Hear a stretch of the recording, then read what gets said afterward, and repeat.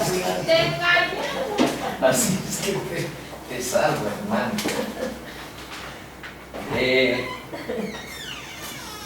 Este capítulo 6, el fundador de Calvary Chapel, que se llama Chuck Smith, lo tituló Victorias sobre el pecado, y se lo anoté porque ciertamente ese es el contenido. Estuve enumerando desde el versículo 6.1, aquí no lo puse, hasta el versículo 23, 6.23, y está 17 veces la palabra pecado. Entonces, aquí ustedes pueden contar algunas: pecado, pecado, etc.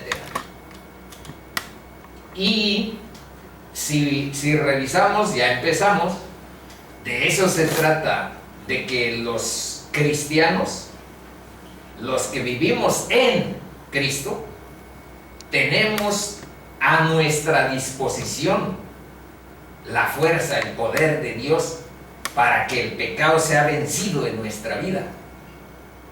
Ya no nada más nos llegan recomendaciones del lado derecho y seguimos con nuestro corazón rebelde, desobediente, transgresor.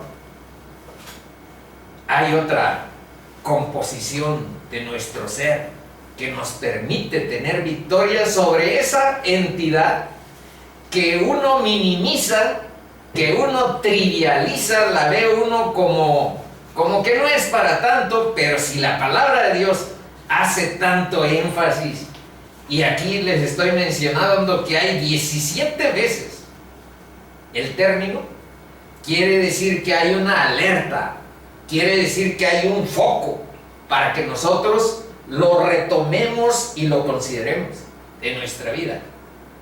Bueno, estudiamos el jueves anterior desde el versículo 1 hasta el 11 y apareció que hagamos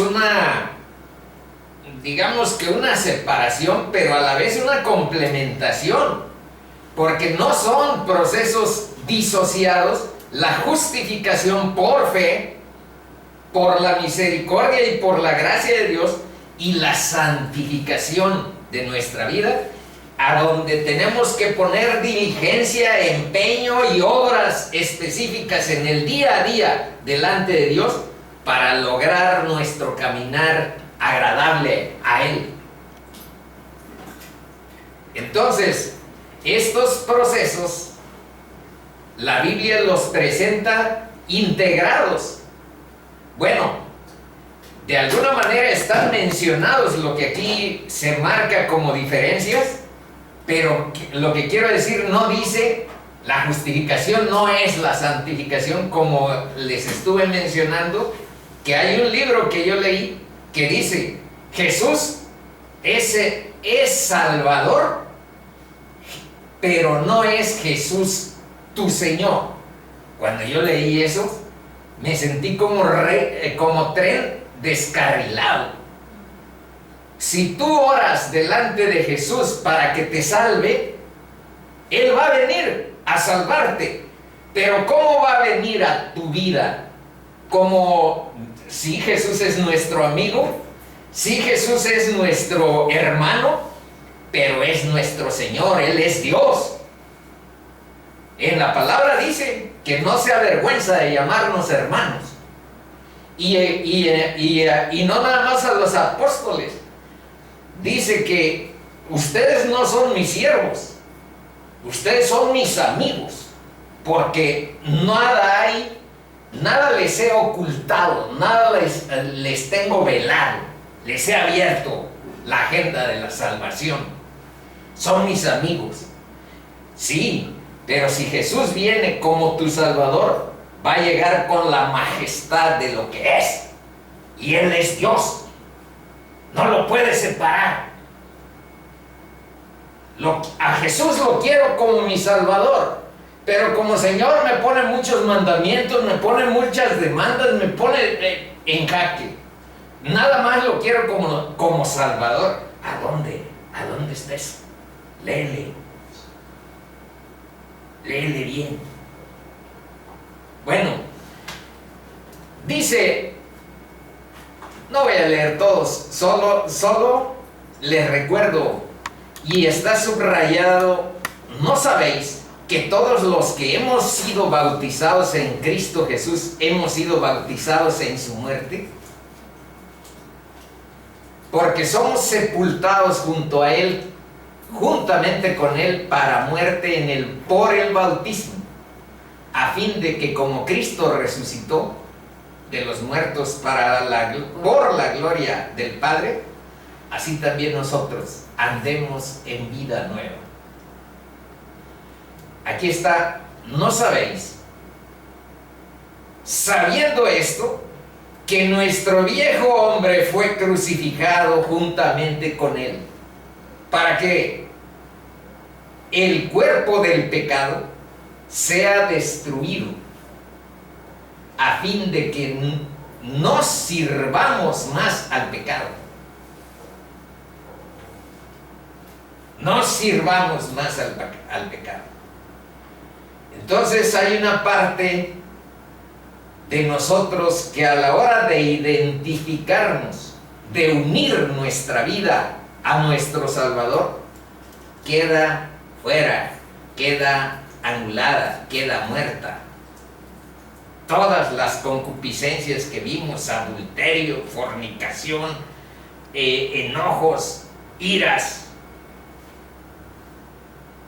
eso a Dios quedó fuera y hay una nueva vida en Cristo.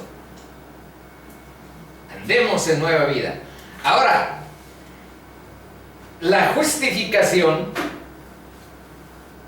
se caracteriza por que nos llega la salvación por fe, por gracia, y el perdón de pecados y el don de la justicia, bueno, nos llega a nuestra vida por una fe que Dios inspira en nuestro corazón.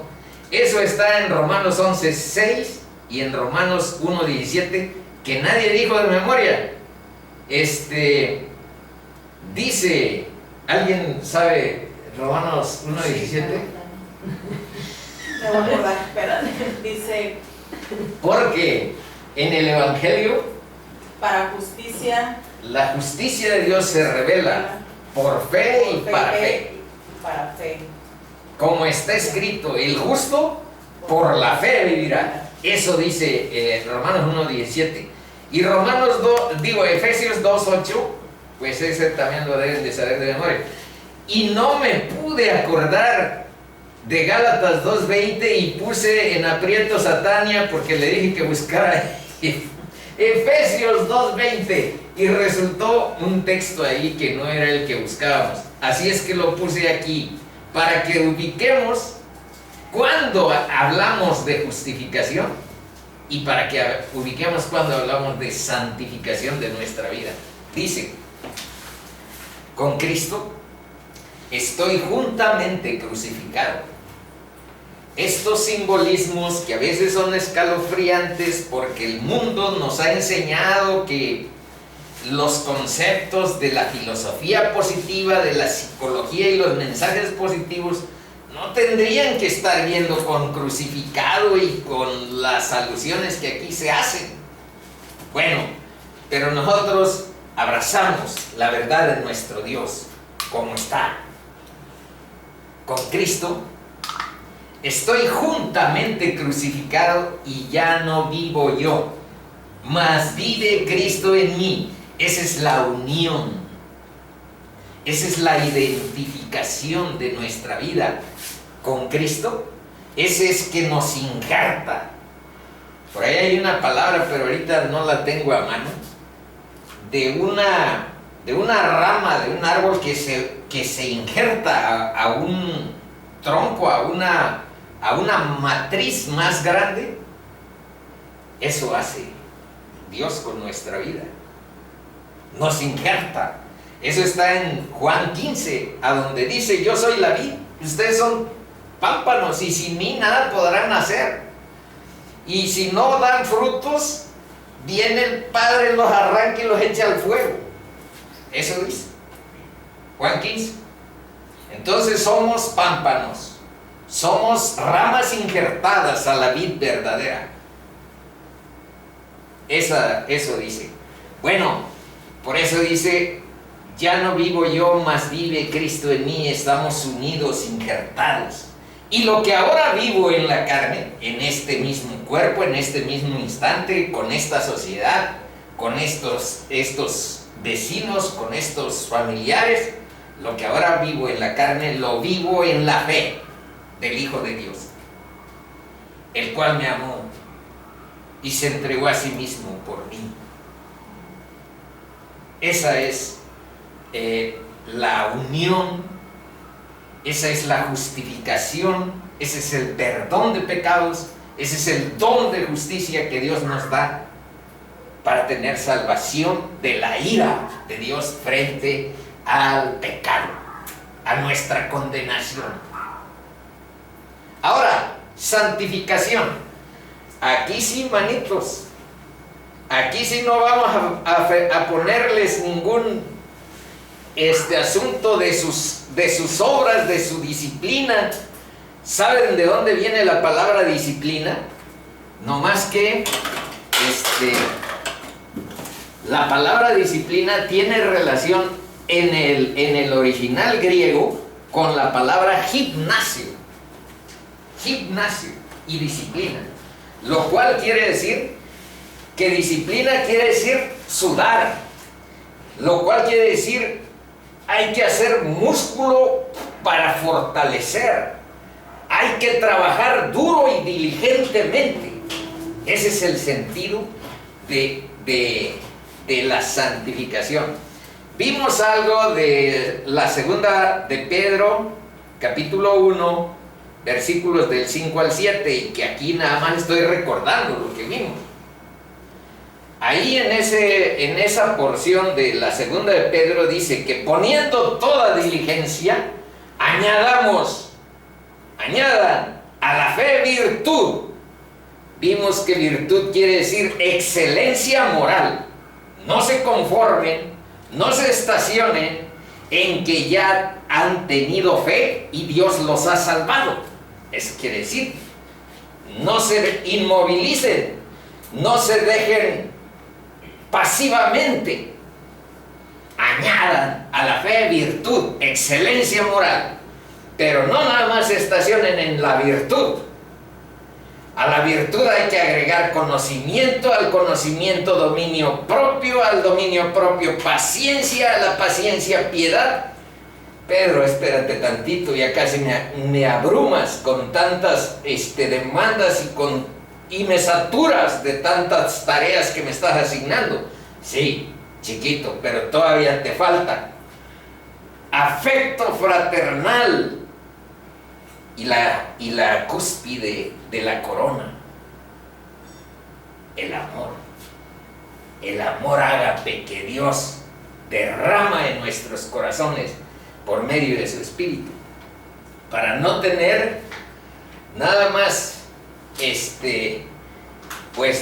el amor filial que todo mundo tiene por su mamá, por su papá, por sus hermanos, por sus hijos. Sí, pero Dios pone una cualidad de ágape, un amor incondicional, servicial, y que tiene un carácter que el amor filial no conoce. En la pareja, bueno, no estoy hablando de amor erótico ahorita porque ese ni siquiera aparece en el Nuevo Testamento. El que sí aparece es el amor filius y el amor ágape. Y el amor filius en la pareja, pues el marido espera la reciprocidad, la esposa espera la reciprocidad del marido, pero Dios dice, mi amor ágape es incondicional y mi amor ágape es no un sentimiento, sino una capacidad y un poder que tiene carácter sacrificial. Entonces, mi amor ya no es con mi esposa, pues nada más buscando el sacrificio, sino es un acto de voluntad y un compromiso hecho delante de Dios, para caminar en amor y tener capacidad sacrificial de servicio. Esa es otra cualidad muy distinta a la del ágape. Y así como leímos esta, vamos a repasar, porque esta sí apareció en la lección anterior y la leímos. Dice: por tanto, nosotros todos, mirando a cara descubierta como en un espejo la gloria de Cristo, del Señor, somos transformados de gloria en gloria en la imagen de Él. ¿Y por quién somos transformados? A la imagen de Jesús, por el poder del Espíritu Santo en la vida del cristiano. Aquí dice, como por el Espíritu del Señor. Esa es la santificación, que Dios esté obrando en nuestra vida, pero no nada más dejando que tú pasivamente, sí, transfórmame. Échale con toda diligencia, esfuerzo, disciplina, trabajo, lucha, esfuerzo, dedicación, empeño, fortaleza.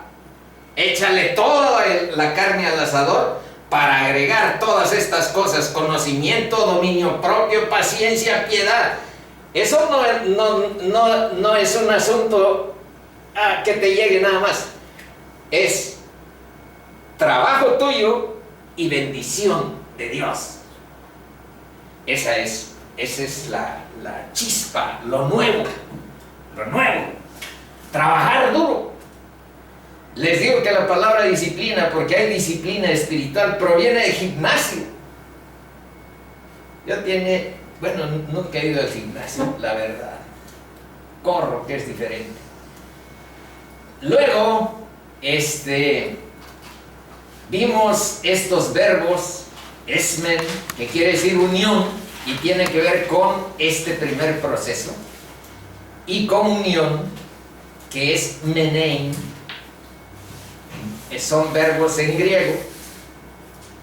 Estamos en Él, estamos en Cristo, nos indica unión. Esto es este proceso. Menein, permanecer en Cristo, nos indica comunión.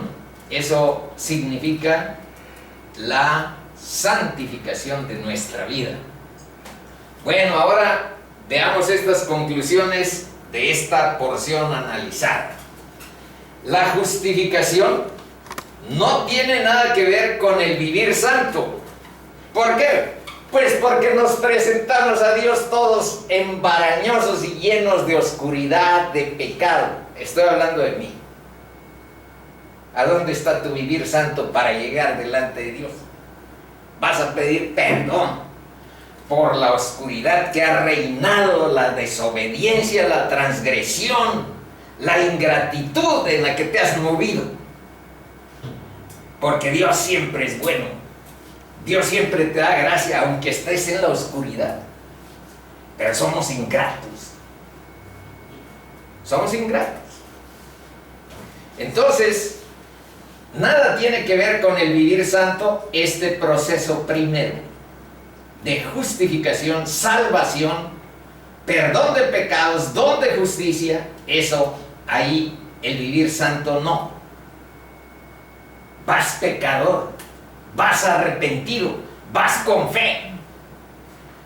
Pero la santificación, bueno, pues como su nombre lo indica, o la comunión, como aquí dice, sí tiene que ver con el vivir en santidad del creyente.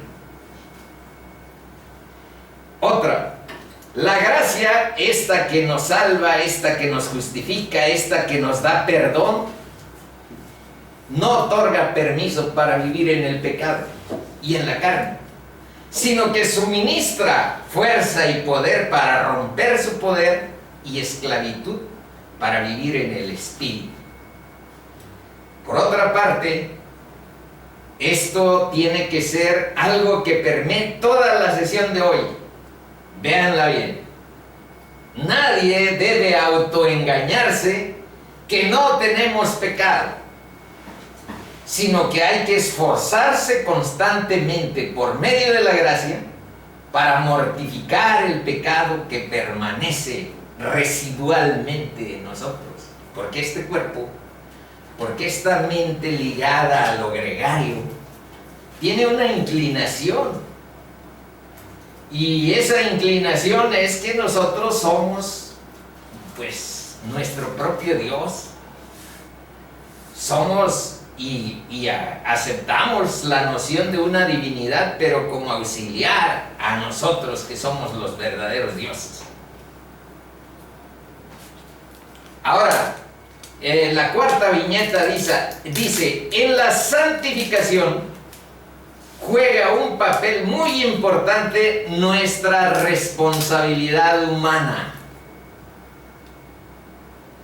Sí, el poder de Dios, sí, la gracia de Dios, sí, nuestra bendición cotidiana, pero nuestro empeño y nuestro trabajo es importante, la responsabilidad propia.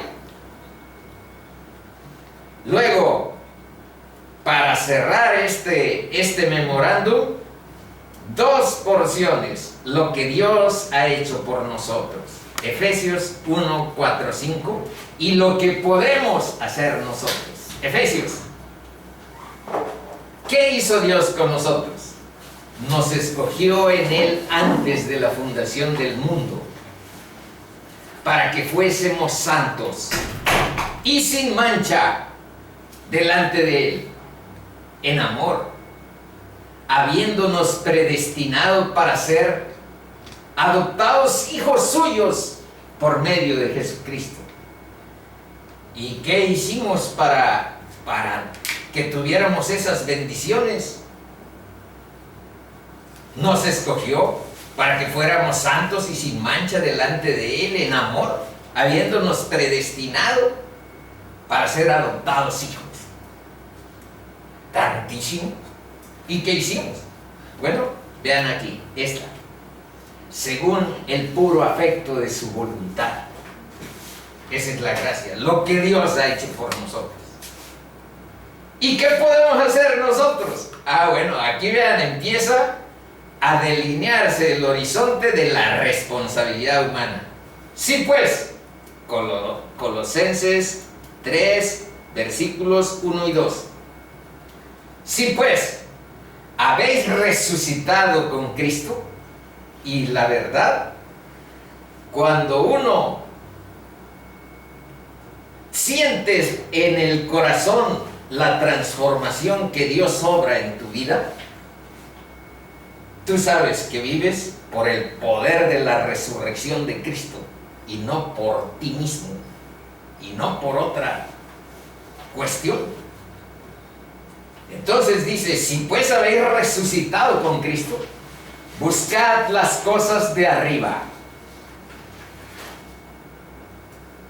Pues yo quiero mi carrito, yo quiero mi no sé qué tantas cosas, tengo mi propio proyecto. Sí, manito, pero hay otra prioridad, busca las cosas de arriba. Donde está Cristo sentado a la diestra de Dios. Poned la mira en las cosas de arriba, no en las de la tierra. Y no les quiero repetir que Dios no es cruel para decir adiós tus proyectos, adiós, no. Toma en cuenta mi prioridad y salva tu alma y ten vida eterna. Y después, lo demás te será dado por añadidura, pero no pierdas la perspectiva.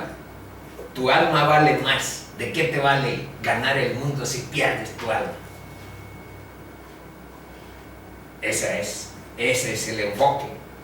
Bueno, es lo que debemos hacer, tener la perspectiva de las cosas eternas y perseguirlas con prioridad y con pasión en nuestro corazón. Ya vimos unos versos en la sesión anterior a donde dice que hay que esforzarnos, que hay que luchar, porque muchos querrán entrar y no podrán. ¿A dónde? Al reino de Dios. Muchos querrán entrar y no podrán. Eso dice un verso que vimos. Y ahora continuamos del versículo 12 hasta el 22. El versículo 23 es poco probable que lo tratemos. ¿Por qué? Porque otra vez este verso constituye el Evangelio en síntesis. Pero, y por eso hay que hacer un poco más de consideración, pero lo veremos, digamos, unos 10 minutos tal vez, la sesión que viene. Y hoy, del 12 hasta el 22, y de refilón sí hay algo de desarrollo sobre el versículo 23, que es el último del capítulo. Vamos a leer. Chicos, que no reine pues el pecado en vuestro cuerpo mortal, de modo que lo obedezcáis en sus concupiscencias. Aquí habla de un reino, por eso les puse estos términos. Curie quiere decir Señor. Cuando habla de Cristo Curie y aquel ladrón que estaba crucificado junto a Jesús, el ladrón inteligente, el ladrón arrepentido, le dijo, Curios, acuérdate de mí cuando vengas en tu reino. Esa fue toda la oración de salvación. Y hay otra oración más sencilla todavía que está en los evangelios, a donde un publicano que coincidió en un templo a estar orando delante de Dios, bueno, estaba con un fariseo que decía, gracias te doy, Señor, porque yo no soy como estos pecadores, adúlteros, ladrones. Gracias te doy porque yo soy mejor. Y tampoco te doy gracias también porque no soy como este publicano. Y la oración del publicano fue, Dios, sé propicio a mí, pecador. Y Cristo dice, en verdad os digo que este chico salió justificado. ¿Qué quiere decir? Salvado. Esa es oración de salvación. Entonces son breves. Y el ladrón, Curios, le dijo, acuérdate de mí cuando vengas en tu reino. Lo reconoció como Señor y lo reconoció como Rey, como Señor de la vida. No es poco.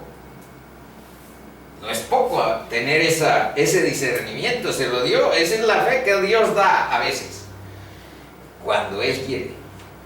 Bueno, entonces, a eso se refiere este reino, a que es ser Señor sobre, tener dominio sobre, enseñorearse, pero aquí dice que no reine el pecado en vuestro cuerpo mortal.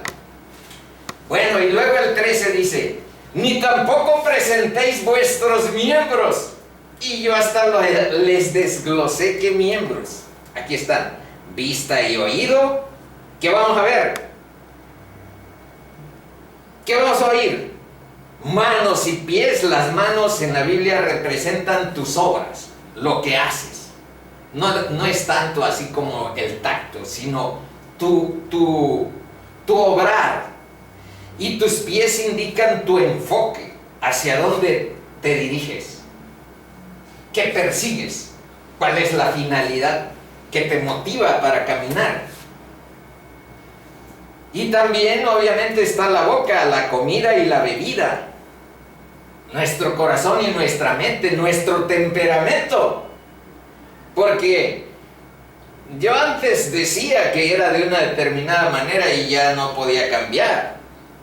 Soy algo bravucón o soy algo irascible para cosas con estas características y ya soy así. Así me debes de querer y aceptar, vieja.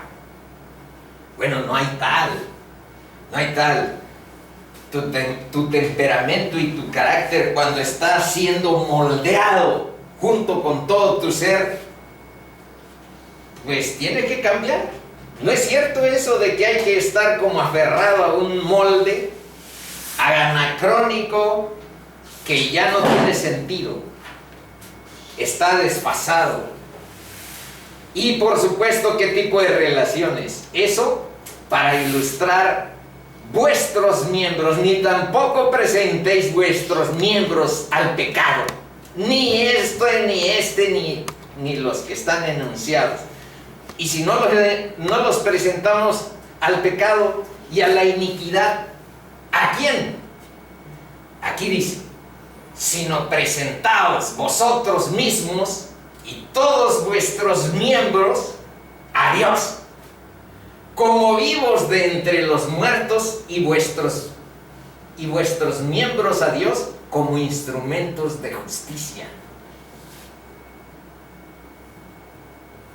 No es poco lo que aquí está planteándose. Que tu ser sea presentado delante de Dios como vivo dentro de los muertos, y todos los miembros que constituyen ese ser como instrumentos de justicia en las manos de Dios. Por eso más adelante está cuál es la clave en la lucha con el pecado, y la clave es vivir coram Deo, que en latín quiere decir cara a cara con Dios, en oración permanente.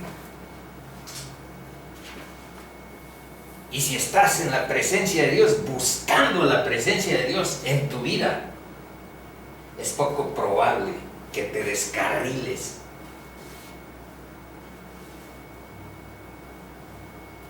Dios te da su fuerza y te da su gracia. La gracia significa poder, para que puedas caminar con lo que aquí se está diciendo, porque sin ese poder, sin esa gracia, pues este es discurso, es letra a lo mejor decorativa, bonita, moral, sin trascendencia en la vida, sin aplicación, sin práctica. Pero aquí dice que te presentes a Dios, y en Él moldea tu carácter.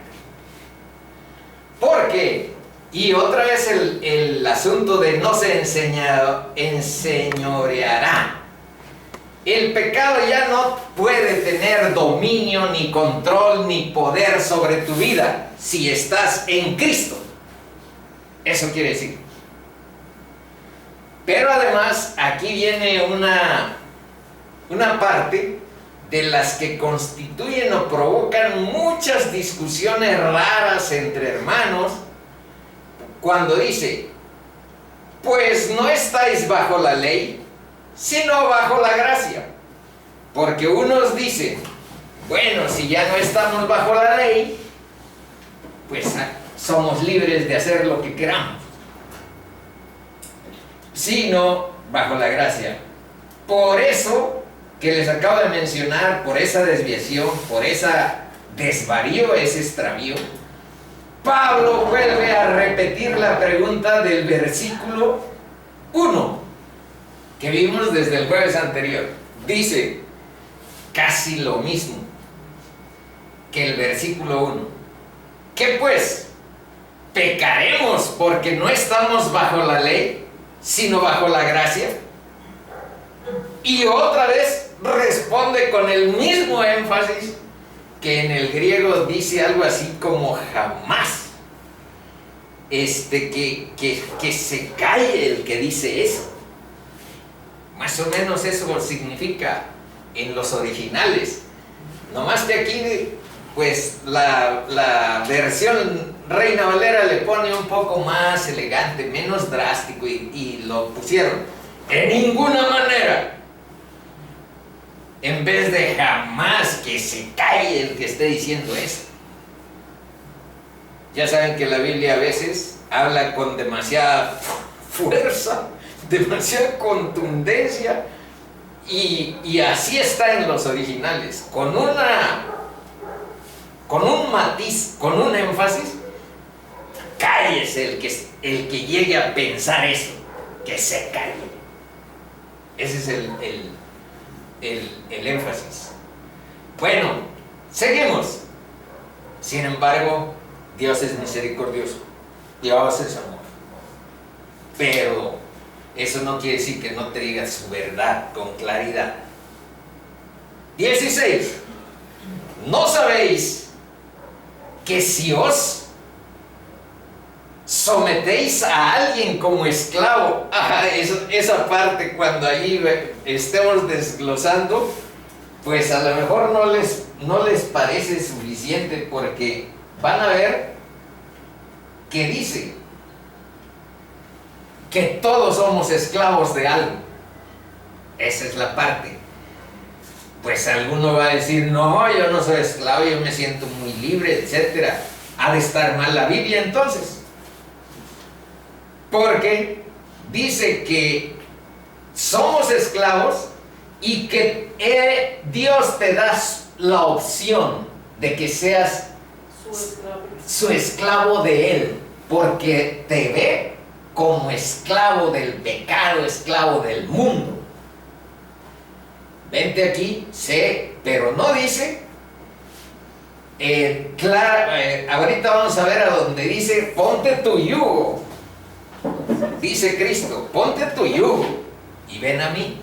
Y yo soy manso y humilde de corazón y encontrarás en mí paz. Y también dice que ahí sí hay libertad, pero la verdadera libertad, ahorita vamos a ver en qué términos la plantea la Biblia. Así que, si os sometéis a alguien como esclavos para obedecerle, sois esclavos de aquel a quien obedecéis. Y esta es el único dilema, la única alternativa. Por una parte, ser esclavos para el pecado, y su fruto, su consecuencia es esta, la muerte. O ser esclavo, obedecer la justicia, pues ya saben, para vida eterna, como más abajo está. Sigo. Pero gracias a Dios, que aunque erais esclavos del pecado, habéis obedecido de corazón a aquella forma de doctrina a la cual fuisteis entregados. Y ahí saben, más o menos, en el original, ¿qué sentido tiene la palabra doctrina? La palabra doctrina en el original tiene un sentido como de poner un molde de esos que tienes para las gelatinas, pero un molde de hierro fuerte, de tal manera que doctrina quiere decir que la verdad te moldee, que te haga, es un molde. La verdad de Dios es un molde que te da forma, no de gelatina, sino de Cristo. Sino de Cristo. De santificación. Ahora, doctrina, a la cual fuisteis entregados. Y ahí es, a la cual fuisteis entregados, es como vaciados. Ahí está el molde duro, consistente, para darte un formato firme, a la cual fuisteis entregados. Así está. 18. Y libertados del pecado. Ese es el proceso que Dios hace en nuestra vida. Cortar el poder, el dominio, la esclavitud que el pecado ha tenido en nuestra vida. Pero ahora vean, viniste a ser siervos o esclavos de la justicia. Ahora 19.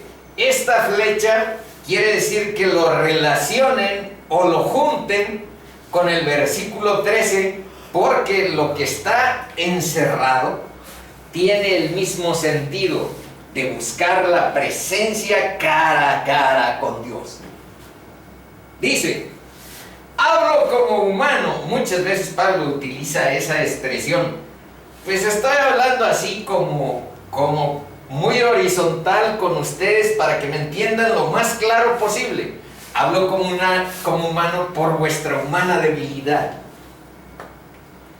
Que así como para iniquidad presentasteis, iniquidad quiere decir maldad, perversión.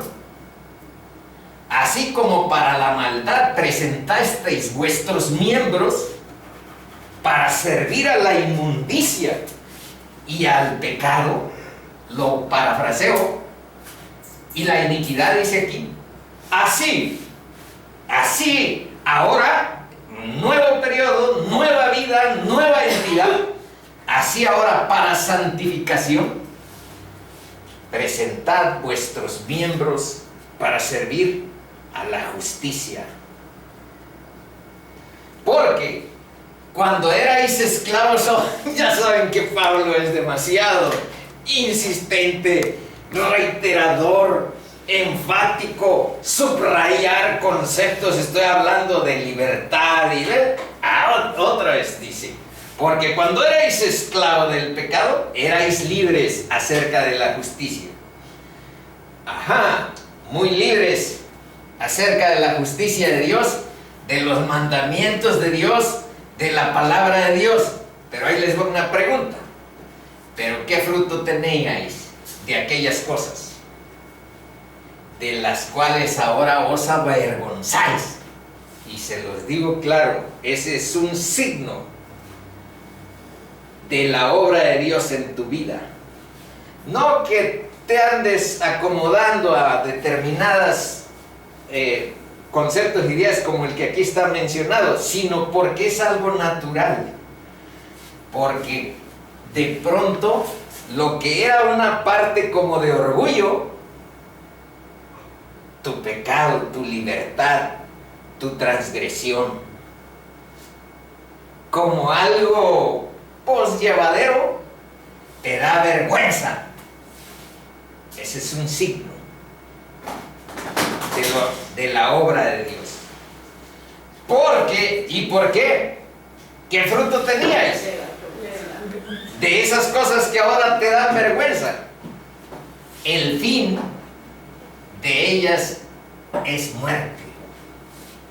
Esa es también una noción muy fuerte, pero que ayuda a la lucha con el pecado. Tú sabes que todas esas prácticas de las que yo venía, orgullo, soberbia, inmoralidad sexual, etc., todas esas cosas son desfiladero de muerte. Allá tú si quieres regresar a ese desfiladero, allá tú. Porque la decisión Dios te la deja finalmente también. Ora y estate en su presencia buscando presentarte, como aquí 4 veces está señalado, cara a cara con Él. Y entonces encuentras que esa oscuridad ya no es deseable, ni manejable, ni nada para ti. 22. Mas ahora que habéis sido libertados del pecado y hechos siervos de Dios, tenéis por vuestro fruto, vean el fruto, vean, ya una vez que han sido libertados del pecado, pero hechos siervos de Dios, ahora tenéis por vuestro fruto la santificación. ¿Por qué? Porque el Espíritu de Dios mora en tu corazón. Es lo que te conduce hacia ese proceso. Y como fin, de finalidad, de propósito, la vida eterna.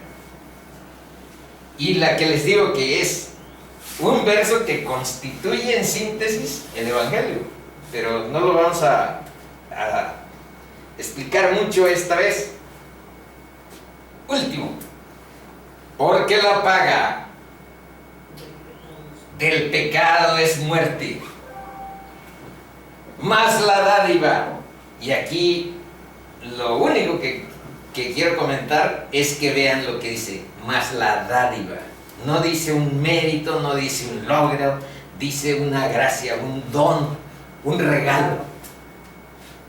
Mas la dádiva de Dios es vida eterna en Cristo Jesús, Señor nuestro. Bueno,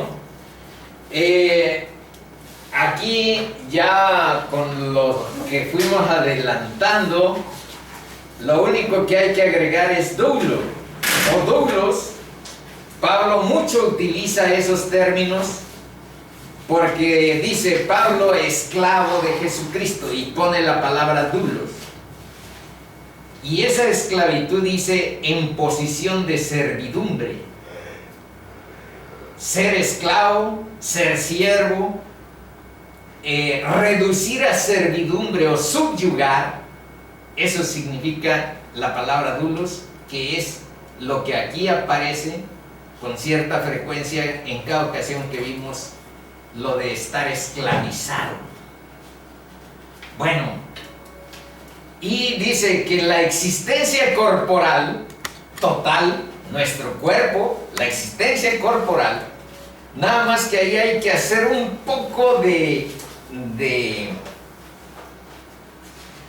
análisis, de profundización, para no confundir lo que dicen los griegos, especialmente lo que dice Platón, es que los seres humanos tenemos cuerpo y tenemos un alma, y que el cuerpo es fuchi, porque nuestro cuerpo es oscuro, concupiscente, tiene muchas cosas, inclinaciones, etc.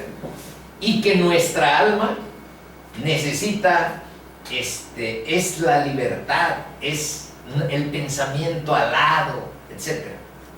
Y eso no dice la Biblia. Eso dice Platón. Y que nuestro espíritu está como preso en el cuerpo, que nuestra alma está como presa en el cuerpo. Eso no dice la Biblia. La Biblia dice que el cuerpo es sagrado y que tiene que ser santificado, y que tu alma es eterna y que tiene que ser purificada y conducida delante de Dios para vida eterna. Pero aquí no hay ese dualismo filosófico que proviene de los griegos. Aquí más bien sí se reconoce que la existencia corporal pues es mediante el cuerpo que muchos pecados son conducidos. Dice que para llevar a cabo la mayoría de los deseos es la existencia corporal. Es allí justamente donde residen o residían el egoísmo y la rebelión contra Dios. La mayor libertad que Jesús ha traído a la vida de un redimido, fíjense bien esto, la mayor libertad que Jesús ha traído a la vida de un redimido es la libertad del pecado.